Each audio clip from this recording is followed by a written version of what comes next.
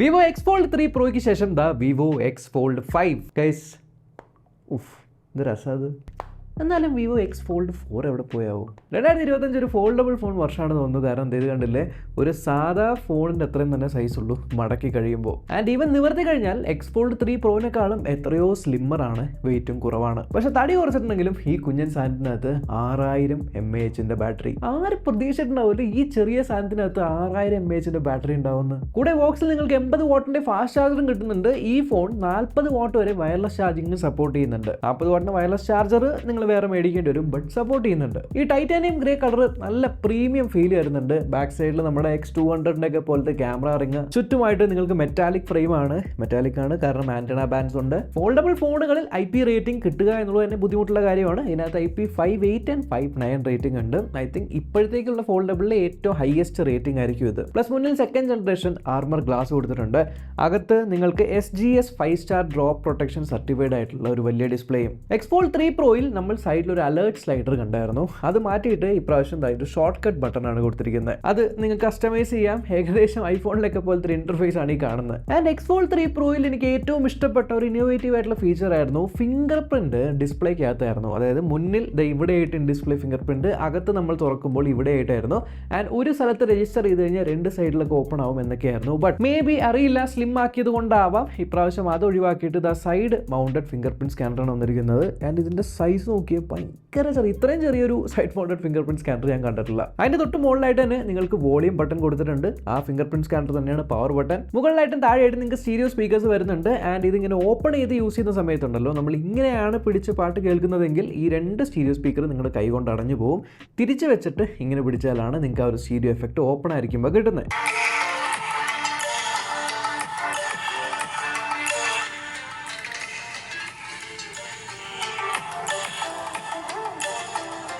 എന്തായാലും USB Type-C port നോക്കിയേ, ശരിക്കും ഇതിനകത്ത് ആ പോർട്ട് ഫിറ്റ് ചെയ്യാനുള്ള ഒരു സ്ഥലം പോലും ഇല്ലാത്തത്ര തിന്നാണ്. കാരണം പകുതി പോർട്ട് പുറത്താണ്. എന്തായാലും USB Type-C 3.2 Gen ആണ്. പുറത്ത് നിങ്ങൾക്കൊരു 6.53 ഇഞ്ചിന്റെ ഫുൾ HD+ ആയിട്ടുള്ള 8T LTPO AMOLED ഡിസ്പ്ലേ ആണ്. 21:9 റേഷ്യോയിലാണ് വരുന്നത്, 120 ഹെർട്സിന്റെ. ആൻഡ് അകത്തെ ഡിസ്പ്ലേ നോക്കുവാണെങ്കിൽ കുറച്ചുകൂടെ വലിയ 8.03 ഇഞ്ചിന്റെ ഒരു 2K+ 8T LTPO AMOLED display ആണ്. ഇതും 120 ഹെർട്സ് തന്നെയാണ്.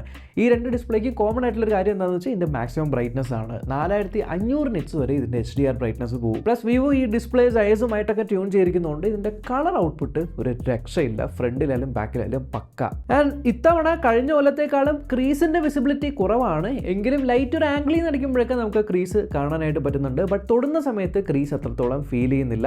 എന്തോരം ക്രീസ് ഉണ്ടെന്നുള്ളത് ചിലപ്പോൾ ക്യാമറയിൽ കണ്ടു കഴിഞ്ഞാൽ കൂടുതലായി തോന്നാം, കുറവായി തോന്നാം. നേരിട്ട് നിങ്ങൾക്ക് പോയി കാണാൻ പറ്റുമെങ്കിൽ കണ്ടു കഴിഞ്ഞ് ജഡ്ജ് ചെയ്യുന്നതായിരിക്കും ബെറ്റർ. പക്ഷേ ഒരു പ്രീമിയം ഫ്ലാഗ്ഷിപ്പ് ഫോണിൽ എക്സ്പെക്ട് ചെയ്യുന്ന ഒരു ഹാപ്റ്റിക് എക്സ്പീരിയൻസ് ഇതിൽ കിട്ടുന്നില്ല. ഹാപ്റ്റിക്സ് കുഴപ്പമില്ല, ബട്ട് ആ ഒരു പ്രീമിയം ലെവലിലുള്ള സാധനം ഉണ്ടല്ലോ, അത് എനിക്ക് ഫീൽ ചെയ്തില്ല. എങ്ങനെ പെർഫോമൻസ് വൈസ് ഇതിനകത്ത് കൊടുത്തിരിക്കുന്നത് സ്നാപ്ഡ്രാഗൺ 8 Gen 3 ചിപ്സെറ്റ് ആണ്. 16 GB LPDDR5X RAM, UFS 4.1 ഉള്ള 512 GB സ്റ്റോറേജ്. AnTuTu സ്കോർ ഞാൻ റൺ ചെയ്ത് നോക്കി, ഏകദേശം ഒരു 2 million AnTuTu സ്കോർ ആണ്, which is obviously nice. And ഇത് ഹീറ്റിംഗ് ആവുന്നുണ്ടോ എന്ന് വെച്ചാൽ ഏകദേശം ഒരു 42 degrees വരെയാണ് ചൂടായിരിക്കുന്നത്. 42 till 45 is manageable. ചെറിയൊരു വാംത്ത് എന്ന് മാത്രമേ പറയാൻ പറ്റുള്ളൂ. ഭയങ്കര ഹെവി പെർഫോം ചെയ്യുമ്പോൾ ഒരു 46, 47, 48 ഒക്കെ വരുവാണെങ്കിലാണ് അതിന് ഹീറ്റിംഗ് ഇഷ്യൂ എന്ന് പറയാൻ പറ്റുന്നത്. സോ ഹീറ്റിംഗ് ഇഷ്യൂവിന് അത് അനുഭവപ്പെട്ടില്ല, വിച്ച് ഈസ് നൈസ്. കാരണം ഒരു ഫോൾഡബിൾ ഫോണിനകത്ത് അവർ ഹീറ്റ് മാനേജ് ചെയ്യുക എന്നുള്ളത് it's not a simple thing. And gaming നിങ്ങൾക്ക് താല്പര്യം ഉണ്ടെന്നുണ്ടെങ്കിൽ BGMI നിങ്ങൾക്ക് 90 FPS കളിക്കാം, കോൾ ഓഫ് ഡ്യൂട്ടി 120 FPS കളിക്കാം. ആൻഡ് ഈസിലി നിങ്ങൾ ഹെവി ടാസ്ക് ആണ് ചെയ്യുന്നത്, പക്ഷേ കൂടുതലും ഔട്ടർ ഡിസ്പ്ലേ ആണ് യൂസ് ചെയ്യുന്നതെങ്കിൽ നിങ്ങൾക്ക് 1 to 1.5 ഡേയ്സിന്റെ ബാക്കപ്പ് കിട്ടും. ഔട്ടറും ഇന്നറും 2 ഡിസ്പ്ലേ യൂസ് ചെയ്യുന്നുണ്ടെന്നുണ്ടെങ്കിൽ ഏകദേശം ഒരു ദിവസത്തോളം ബാറ്ററി ബാക്കപ്പ് കിട്ടുന്നുണ്ട് for a foldable. That is great. And വേറെ രസകരമായ കാര്യം, ഇത് ഫോൾഡബിൾ ഫോൺ ആണെങ്കിലും ഇതിനുള്ള ഒരു കേസ് ബോക്സിനകത്ത് കൊടുത്തിട്ടുണ്ട്. ഫോണിനകത്ത് താഴെ സ്പീക്കറിന് സൈഡിലായിട്ട് നിങ്ങൾക്ക് ഡ്യുവൽ നാനോ സിം ഇടാൻ പറ്റുന്ന സിം ട്രേ ഉണ്ട്. ആൻഡ് ഇതിനകത്ത് 19 5G ബാൻഡുകളുണ്ട്. ഇത്രത്തോളം ആന്റണ കട്ടൗട്ടുകൾ ഞാൻ കണ്ടപ്പോൾ ഇത്രയധികം 5G ബാൻഡ് ഉണ്ടാവുമെന്ന് വിചാരിച്ചില്ല. ആൻഡ് ലേറ്റസ്റ്റ് Wi-Fi 7, Bluetooth 5.4, NFC-യുടെ സപ്പോർട്ടും ഇതിനകത്തുണ്ട്. ഇത്രയും അടിപൊളി ക്യാമറയുള്ള ഒരു ബെസ്റ്റ് ഫോൾഡബിൾ ഫോൺ ഇതായിരിക്കും. നിങ്ങൾക്ക് എല്ലാവർക്കും അറിയാമായിരിക്കാം നമ്മുടെ സൈസുമായിട്ട് കൊളാബ് ചെയ്യുന്ന വിവോൻ്റെ എക്സ് സീരീസിലുള്ള ക്യാമറാസ് ഫാന്റാസ്റ്റിക്. നമ്മൾ എത്രയോ സാമ്പിൾസ് ഇതിൻ്റെ കണ്ടിട്ടുണ്ട്. ആൻഡ് ഇതിനകത്തും 50 മെഗാ പിക്സലിൻ്റെ ക്യാമറ സെറ്റപ്പ് തന്നെയാണ്. സൈസിൻ്റെ T-Star കോട്ടിംഗ് ഒക്കെ ഉള്ള ഫോട്ടോ സാമ്പിൾസ് നിങ്ങൾക്ക് കാണിച്ചു തരാം. എടുത്ത് പറയേണ്ട ആവശ്യമില്ല. എന്താണോ എക്സ് സീരീസിലുള്ള, ഇപ്പോൾ നമ്മൾ X200 കണ്ടായിരുന്നു, X200F കണ്ടായിരുന്നു, എന്താണോ അതിൽ ഇൻ്റർഫേസ് അത് തന്നെയാണ്, അതേ ഒരു ഔട്ട്പുട്ട് തന്നെയാണ് വരുന്നത്. Great cameras, even at low light നല്ല ഫോട്ടോസ് എടുക്കാൻ പറ്റും. ബട്ട് എനിക്ക് ഒരു പോരായ്മയായിട്ട് തോന്നിയത് എന്താണെന്ന് വെച്ചാൽ ഇതിൻ്റെ സെൽഫി ക്യാമറയാണ്. അതായത് കഴിഞ്ഞ പ്രാവശ്യം 32 മെഗാ പിക്സലായിരുന്നു, ഇപ്രാവശ്യം 20 മെഗാ പിക്സലിൻ്റെ ആണ് മുന്നിൽ. അതായത് ഫ്രണ്ടിലുള്ള ഔട്ടർ സ്ക്രീനിലും ഉണ്ട്, അതേപോലെ ഉള്ളിലും ഉണ്ട്. ഉള്ളിലുള്ള 20 മെഗാ പിക്സലിൻ്റെ പ്ലേസ്മെൻറ്റ് എനിക്ക് ഇഷ്ടമായി. കാരണം നടുവിലല്ല, സൈഡിലായിട്ടാണ്, സോ ഡിസ്ട്രാക്ഷൻ ഇല്ല. പക്ഷേ ഇതിൽ നിന്ന് ഫോട്ടോസ് എടുക്കുന്ന സമയത്ത് ഒരു ടിപ്പിക്കൽ വിവോ സ്റ്റൈൽ ഫോട്ടോസ് ആണ് വരുന്നത്. ബട്ട് വീഡിയോ പെർഫോമൻസ് നോക്കുന്ന സമയത്ത് ബാക്ക് സൈഡിലുള്ള എല്ലാ ക്യാമറയിലും നിങ്ങൾക്ക് 4K 60 FPS വീഡിയോ എടുക്കാൻ പറ്റും. ആക്ച്വലി പ്രൈമറി ക്യാമറയിൽ നിങ്ങൾക്ക് 8K 30 FPS വീഡിയോ എടുക്കാൻ പറ്റും. സോ നമ്മൾക്ക് ഇങ്ങനെയൊക്കെ വെച്ചിട്ട് സെൽഫി എടുക്കുന്ന സമയത്ത് അല്ലെങ്കിൽ സെൽഫി വീഡിയോസ് എടുക്കുന്ന സമയത്ത് കിഡിലൻ ഔട്ട്പുട്ട് കിട്ടും. എന്നാൽ നിങ്ങൾ ഉള്ളിലുള്ള ക്യാമറ നോക്കുവാണെങ്കിൽ അതിനകത്ത് നിങ്ങൾക്ക് 1080p 30 FPS എടുക്കാൻ പറ്റുന്നത്. ബോത്ത് ഈ ക്യാമറയിലും ഉള്ളിലുള്ള ഡിസ്പ്ലേയിലുള്ള ക്യാമറയിലും. എന്തുകൊണ്ടാണെന്ന് മനസ്സിലായി, അറ്റ്ലീസ്റ്റ് 1080p 60 FPS എങ്കിലും ഒരു പ്രീമിയം ഫോണിൽ കൊടുക്കുമായിരുന്നു. ബട്ട് ഒരു ഫോൾഡബിൾ ഫോണിനെ ഏറ്റവും കൂടുതൽ പ്രാക്ടിക്കൽ അല്ലെങ്കിൽ യൂസബിൾ ആക്കുന്നത് ഇതിനകത്തുള്ള സോഫ്റ്റ്വെയർ തന്നെയാണ്. കാരണം നമുക്ക് മൾട്ടി ടാസ്കിങ്ങിലാണ് പ്രധാനപ്പെട്ട പരിപാടി. ഇത്തവണ ഇതിനകത്ത് വന്നിരിക്കുന്നത് FunTouchOS 15 ആണ്, ആൻഡ്രോയിഡ് 15 ബേസ് ചെയ്തിട്ടുള്ളത്. മൾട്ടി ടാസ്കിങ് ചെയ്യാൻ പറ്റുന്നുണ്ടോ എന്ന് ചോദിച്ചാൽ ആ ഒരു സ്മാർട്ട് ടാസ്ക് ബാർ ഒക്കെ കൊടുത്തിട്ടുണ്ട്, സ്മാർട്ട് സൈഡ് ബാർ നിങ്ങൾക്ക് കിട്ടുന്നുണ്ട്. അതേപോലെ മൾട്ടിപ്പിൾ ആപ്ലിക്കേഷൻസ് സ്പ്ലിറ്റ് സ്ക്രീനിൽ ഓപ്പൺ ചെയ്യാൻ പറ്റും, ഫ്ലോട്ടിംഗ് വിൻഡോ, ഈ വക പരിപാടികളൊക്കെ ഉണ്ട്. But still this is FunTouchOS 15. നമ്മളൊരു ഫോണിൽ കാണുന്ന FunTouchOS എന്ത് തന്നെ അത് തന്നെയാണ് ഇതിനകത്തുള്ളത്. And it is long due. FunTouchOSന് ഒരു മേജർ അപ്ഗ്രേഡ് അല്ലെങ്കിൽ വിഷ്വൽ അപ്ഗ്രേഡ് വരേണ്ട ഒരു സമയം കഴിഞ്ഞിരിക്കുകയാണ്. ഡോണ്ട് ഗെറ്റ് മീ റോങ്, ഇതിനകത്ത് വിഷ്വലി വലിയ പ്രശ്നങ്ങളൊന്നുമില്ല. ആപ്പ് ഓപ്പൺ ചെയ്യുമ്പോൾ ക്ലോസ് ചെയ്യുമ്പോൾ ആനിമേഷൻസ് എല്ലാം സ്മൂത്ത് തന്നെയാണ്.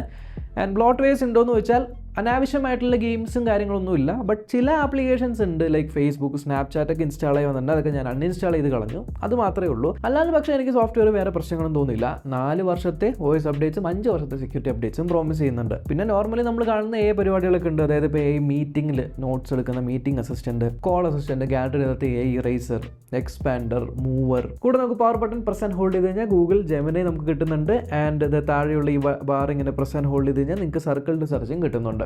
So this is the Vivo X Fold 5. And ഇതാണോ ഇപ്പോൾ നിങ്ങൾ മേടിക്കാൻ പറ്റുന്ന ഏറ്റവും ബെസ്റ്റ് ഫോൾഡബിൾ ഫോണാണോ ഇത് എന്ന് ചോദിച്ചാൽ നിങ്ങളുടെ പ്രയോറിറ്റി നല്ല കിഡിലൻ ഫോട്ടോസ് എടുക്കാൻ പറ്റുന്ന ക്യാമറ വേണം ആൻഡ് കിഡിലനായിട്ട് ബാറ്ററി നിൽക്കണം എന്നുണ്ടെങ്കിൽ അത് വിവോ X Fold 5 തന്നെയായിരിക്കും. എനിക്ക് തോന്നിയൊരു ഇൻട്രസ്റ്റിംഗ് ഫാക്ട് എന്താണെന്നറിയോ, ഇതിങ്ങനെ ഓപ്പൺ ആൻഡ് ക്ലോസ് നമ്മൾ ചെയ്യില്ലേ, ഈ സമയത്ത് ഉണ്ടോ ഒരു ബ്യൂട്ടിഫുൾ ആയിട്ടുള്ളൊരു വാൾപേപ്പർ ഇങ്ങനെ വരണുണ്ടോ തുറന്നു വരുന്നത്.